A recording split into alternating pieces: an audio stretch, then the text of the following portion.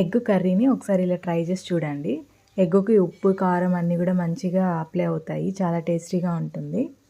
ఈ కర్రీ చేయడం కోసము స్టవ్ ఆన్ చేసి పెనం పెట్టి ఆయిల్, ఆవాలు, జీలకర్ర, ఆనియన్, కరివేపాకు వేసి ఫ్రై చేసుకోవాలి. ఇప్పుడు ఒక మిక్సీ జార్లోకి 2 ఆనియన్స్, 2 టమోటాలు, 1 స్పూన్ అల్లం వెల్లిపాయ పేస్ట్, కొత్తిమీర వేసి పేస్ట్ చేసుకొని తిరుగుబాతులోకి వేసి మంచిగా ఫ్రై చేసుకోవాలి. ఇప్పుడు 1 స్పూన్ ధనియాల పొడి, 1/2 స్పూన్ పసుపు, 1/2 స్పూన్ మిరియాల పొడి, 1 స్పూన్ కారము, తగినంత ఉప్పు, వాటర్ వేసి మంచిగా కలుపుకొని పులుసును బాగా ఉడకనివ్వాలి. పులుసు బాగా ఉడికిన తర్వాత ఎగ్స్ని ఇలా బ్రేక్ చేసి పులుసులో స్ప్రెడ్ కాకుండా ఒక చోటకి ఇలా వేసుకొని కదిలించకుండా ఒక 5 మినిట్స్ ఉడికించుకోవాలి. సన్నగా కట్ చేసిన కొత్తిమీర వేసి ఒక 5 మినిట్స్ తర్వాత ఎగ్స్ని ఇలా ఒకసారి కలుపుకోవాలి. మరీ ఎక్కువగా కలపకుండా ఒక 5 మినిట్స్ ఉడికించుకొని స్టవ్ ఆఫ్ చేసుకోవాలి. అంతే, ఎంతో టేస్టీగా ఉండే ఎగ్ కర్రీ అయితే రెడీ అయిపోయింది.